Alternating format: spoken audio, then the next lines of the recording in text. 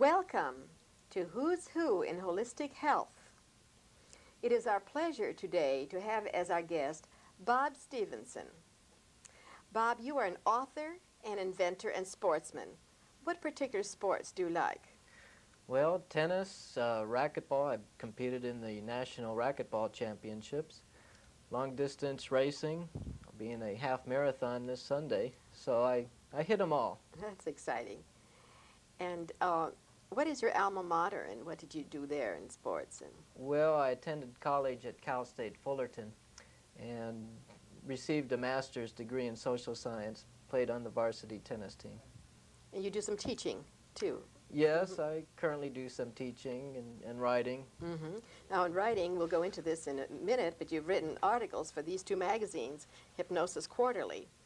And you're also working on a book to be entitled The Athlete's Mind. Yes, I hope it will come out within the next year. Right, it's quite a job writing a book, isn't it? Very much so. But it's an exciting title and a concept. I think that'll be a bestseller. You're interviewing various athletes? I've interviewed quite a few name athletes, that's correct, both professional and amateur Olympic athletes as well. Right, with the emphasis on the self-hypnosis. Is that right? Well, it makes no difference to me, but it seems to be that self-hypnosis is the most effective of the techniques. And this I've discovered from talking to such people as Ken Norton. Yes, well, I see here in this one issue of the Hypnosis Quarterly, you interviewed Russ Knipp, K-N-I-P-P, and who is he? Well, Russ is the, well, he's former world record holder in the middleweight division in weightlifting. He set 9 world records from 1966 to 72 and 34 national records. He used self-hypnosis in the 1972 Munich Olympics and set a world record there with a lift of 369 pounds in the press. Fantastic. What does that mean in the press? In the press, that's a specific type of lift where you get the bar to this position and you sort of press it over your head, preferably without bouncing or other things that could disqualify you. I see there's a picture of him doing that in this magazine. Now, in this other issue of the Hypnosis Quarterly, we have Ken Norton on the cover, and you interviewed him. And as the listeners may know, Ken Norton is the former heavyweight world boxing champion. You want to tell us about that? Well, I talked to Ken Norton several times. As the viewers probably know, Ken lost recently to Ernie Shavers, getting knocked out in the first round. And Norton has used self-hypnosis for years, for starters. At this point in his life, he's able to enter the hypnotic state in only 20 seconds. Doesn't have to take 5 or 10 minutes, but just 20 seconds. He uses it in his daily life. He doesn't have to lay on his back or sit in an easy chair and close his eyes. He can get in the state, give himself suggestions while motorcycling, while shadow boxing. However, hypnosis is no panacea. It will not produce miracles, and this was evidenced in his recent fight against Shavers. Shavers caught him with a punch, and all the hypnosis in the world is not going to keep you conscious. Is there any relation between TM, Transcendental Meditation, and self-hypnosis? Yes, to a degree. Meditation does one thing very well. It relaxes the body. You can do the same thing with hypnosis, but let's stick with meditation for the moment. Meditation lowers your blood pressure, lowers your heartbeat and your breathing rate.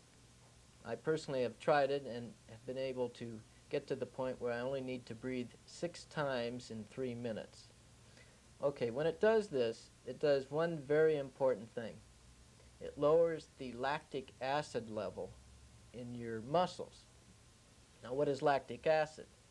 Lactic acid is the waste products that accumulate in your muscles when they are deprived of oxygen. And this is something that normally occurs during strenuous athletic competition. All right. There are several athletes who use meditation. Arthur Ashe used it effectively against Jimmy Connors in the finals at Wimbledon in 1975, defeating Connors to everyone's surprise. What Ashe did was, between change of courts, he sat on the little bench, closed his eyes, and meditated, or relaxed, if you will. Okay, what he was doing was keeping his lactic acid level low. Connors, using nothing, what happened to him, his lactic acid level accumulated, increased throughout the match until... With his tension, you mean? Yes, any type of stress will increase the lactic acid level in your body. Well, that's interesting. But you can do the same thing with hypnosis. For in other areas of life besides the sports, I'm sure. Yes, see, meditation is you relax, but that's all it does. That's plenty.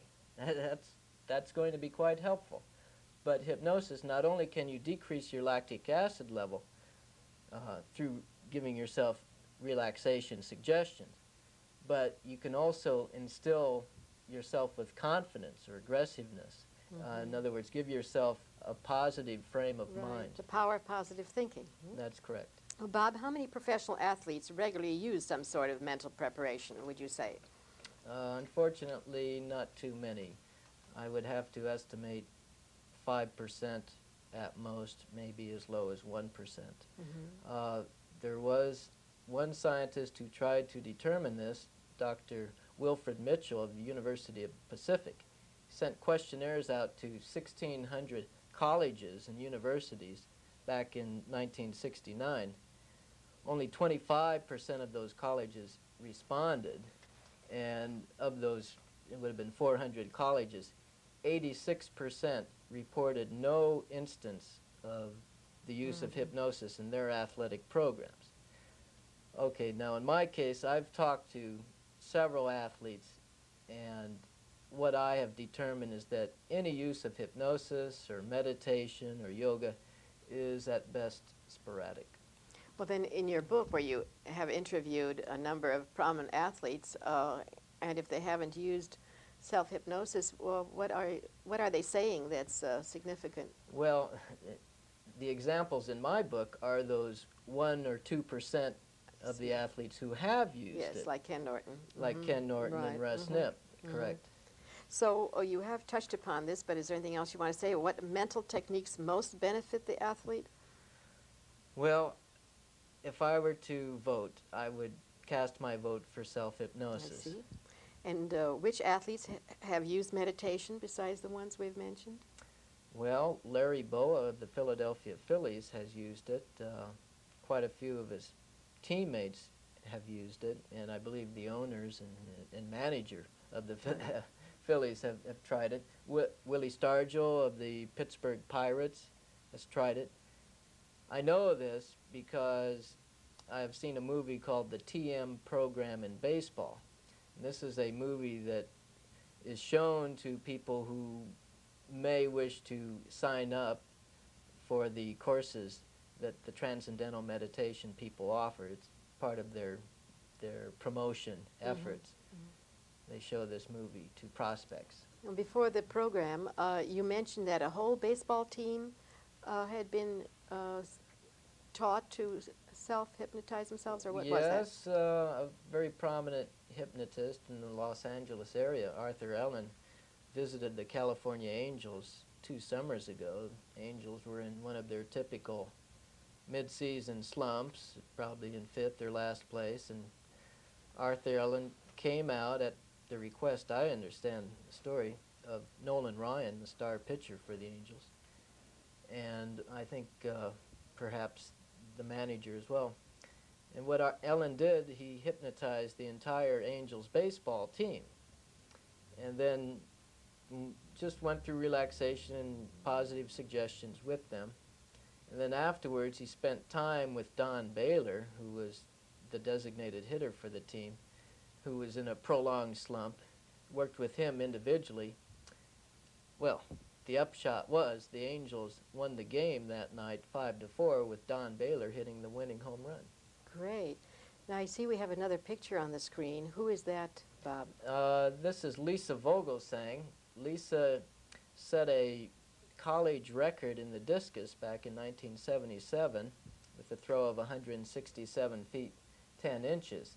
What she's doing here, she's in the hypnotic state, is at UC Irvine. Looks like maybe she's just taking a nap, but actually she's in the hypnotic state giving herself suggestions. And when she set her record, what she did was a half hour before the competition at Cal State Hayward, this is where she set the record, she laid under a tree, relaxed, closed her eyes, in a couple minutes was able to attain the hypnotic state and gave herself the suggestions to be relaxed and confident. She also gave herself assorted technical suggestions, things like hip rotation, things which you have to do in throwing the discus. And then she gave herself the suggestion to throw a PR, that is personal record, of 165 feet. On her very last throw, she threw 167 feet 10 inches, setting the record. And this picture now we're seeing is Lisa throwing the discus. Yes, there she is, really getting into it. Well, that's exciting. And we have one more person on pictures, don't we, coming up here? Yes, we should have a tennis player, person I've helped, Paul Shaver. He's a tennis player on the Cal State Fullerton tennis team currently. What is he doing there? It looks like he's doing stretching exercises, but actually he's in the hypnotic state. Once again, you don't have to be lying down then. You do not have to be lying down. And his story is that 2 years ago, when he was 17 years of age, he entered his first A tennis tournament, A being your highest ability level. Never played in that division before, so the pressure should have been on him. However, come the semifinals, against the number 2 seed, he prevailed. Now, what happened?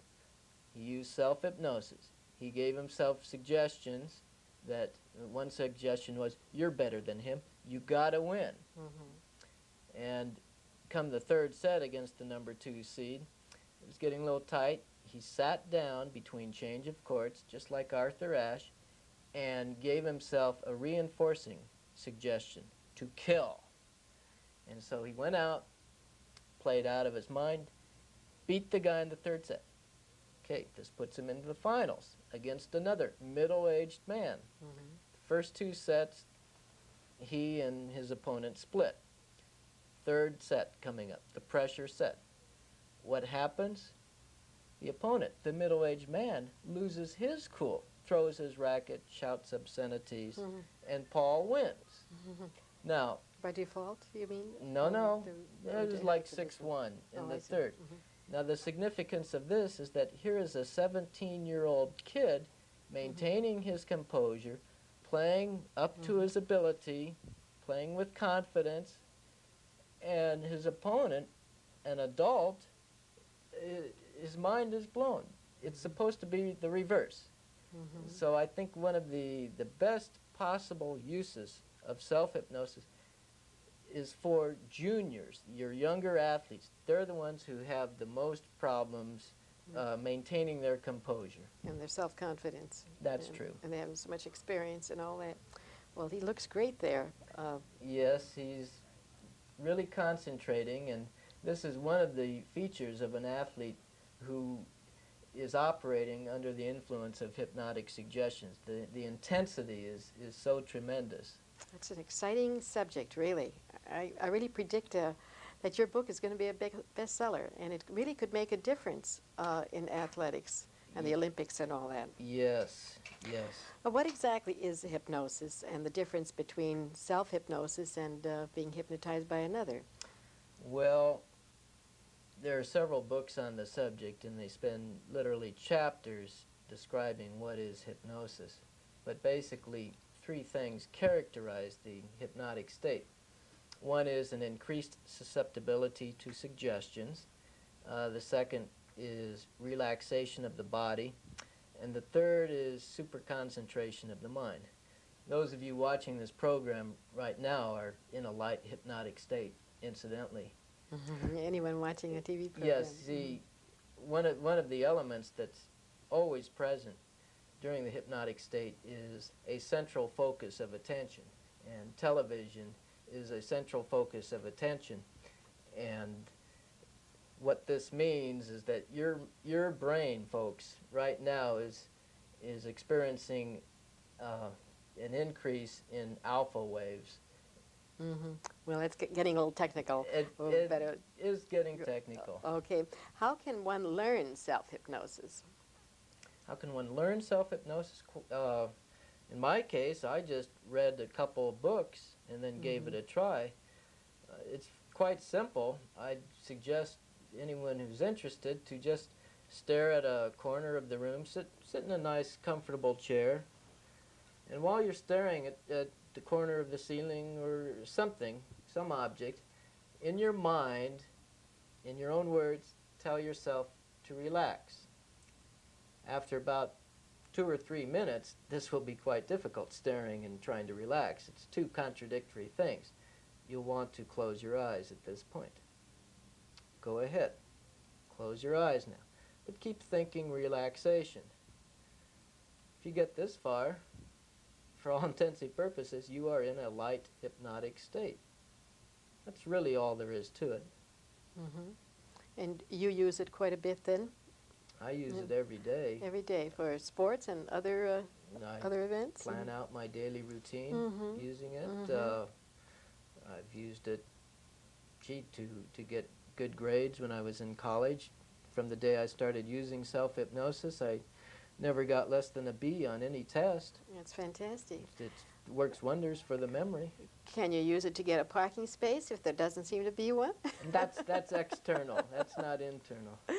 Now, do you need a license to teach hypnosis to athletes? That's a good question. The answer is no. Sports hypnosis is non-medical. And so any avocational or vocational use or teaching of hypnosis does not require a license. This is permissible under the California State Business and Professions Code. Now, if you decide to charge money for such services, then you'll probably need a normal business permit. And then that you would need a training, special training? No, no special training. It helps, though, to establish a clientele, though. Right. And what are the advantages to using self-hypnosis over hypnosis by another? There are, again, 3 main advantages. That magic number, 3. 3. The first advantage is that you, as the athlete, are your own best coach. You know what to work on better than some other person. You've lived with yourself all your life. So you can give yourself suggestions that are keyed just for your own needs. Second advantage is a hypnotist may be unavailable when you most need him. You have a big playoff game or the finals in some tennis tournament, and your hypnotist is out of town. He's vacationing in Las Vegas, or he's home sick in bed with the flu. Third advantage is the price is right. What is the price? The price is 0. And what do they charge? Your top sports hypnotists charge anywhere from $75 to $100 per session. And how long is that? A session could be as short as a half hour. It's, I don't have that type of money. Your Pete Rose and other name athletes might, but your typical athlete, that's really quite extravagant. So it's really would be a good thing for any athlete to go into, or almost anyone, and any person. Sure. How is it related to the old Kuwait system? You know, every day I'm getting better and better and all that. Same roots. Yes, he was a famous hypnotist at the turn of the century. And what about the Eastern European athlete, the Russians and the others behind the Iron Curtain? Do they use the self-hypnosis, and how extensive is well, in this country there are several rumors circulating that all of the Soviet Olympic team members are taught Yes, hypnosis. Russ Nip here writes that. Mm-hmm. Yes, and I have read similar type statements elsewhere. But when you talk to these Eastern European athletes, go straight to them, you'll find that most of them have never heard of hypnosis, and the others are able to tell you that, quite frankly, it is not used extensively. Those few athletes, such as David Riggert, who's the middle heavyweight world record holder, he uses self-hypnosis. But those type of athletes learned it on their own. Mm-hmm. They don't have coaches forcing them to learn it. Most people would like to believe that the Eastern Yes. Europeans and Soviet athletes Yes. are forced to learn such things, but That would be excusing ourselves, our own failures. We would say that's because they have an added edge on us because they're doing this. yes, that would be a convenient excuse to explain why the U.S. Olympic team has done so poorly in the Olympics the last couple of Mm-hmm. times. Are we using it? Are U.S. Olympic athletes using it at all? Well, last summer, the report from Lisa Vogelsang, who was at the Women's Olympic Training Camp in Colorado Springs, they conducted a so-called autogenic training session with the athletes. Now, autogenic training is sort of a watered-down form of hypnosis, but that was it. And apparently they did not conduct the sessions professionally because a lot of the athletes regarded it as a joke. But still, that's a step in the right direction, and hopefully the U.S. Olympic Committee will perhaps continue such sessions, but now incorporating self-hypnosis and meditation. Oh, yes. Mm-hmm. In fact, I'm trying to contact the president of the U.S. Olympic Committee, Bob Kane, right now to encourage him to get a speaker or two out there. Oh, yes. And encourage the athletes to learn it. Don't force our athletes. That's not the American way. But tell them, hey, here are the benefits of self-hypnosis. If you're interested, we'll be glad to work with you. Yes, well, TM has done so much good in the prisons and in schools with children who needed help, so it's along the same Yes, line. but it should be voluntary. Let's always keep that in mind. Yes. Now, would you say self-hypnosis would help all athletes or not all? Well, unfortunately, it will not help all athletes. Those athletes that are into marijuana and heavier stuff, frankly, will not benefit. Does it conflict then? Yes. See, for hypnosis and meditation to be effective, you have to regularly practice it. And athletes who are into marijuana simply lack the motivation to practice. And the hypnosis. focused mind, would you say? Oh, yes. Oh, yes. I think if any coaches are watching, I'm sure you would agree. It's quite frustrating coaching an athlete who's into this stuff. The marijuana, that affects the mind in the opposite way, diffusion instead of focus? Yes, the active ingredient in marijuana, THC, accumulates in the brain. And because it's fat-soluble, it does not flush out with the body. So it does not take too long until a heavy user becomes burnt out, so to speak. So I'm sure you're not in favor of legalizing marijuana. No. Are you, Bob? No. I heard that you're a vegetarian, Bob. Do you want to say something about that? That's true. I became a vegetarian a year and a half ago when I suffered food poisoning from alpha-beta chicken. I've been gradually upgrading my diet, but that put me over the hurdle. I'm sure they're not the only ones. No, they're not the only ones. It was just the luck of the draw. But since then, I have experienced tremendous benefits from the vegetarian diet. Great. My stamina and endurance has increased tremendously. I no longer cramp up, and it's really a great thing, in my opinion.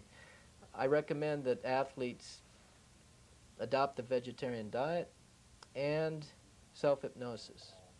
That combination of the two will will make you very formidable. Of course, no smoking or drinking. No, absolutely not. Right. Are there any other measures you would recommend? Rest, I suppose, sufficient rest, and Oh, the general homilies. yeah, Yeah. Now, we have 3 minutes more, Bob. Is there anything we haven't covered that you would like to touch upon? Well, let's see.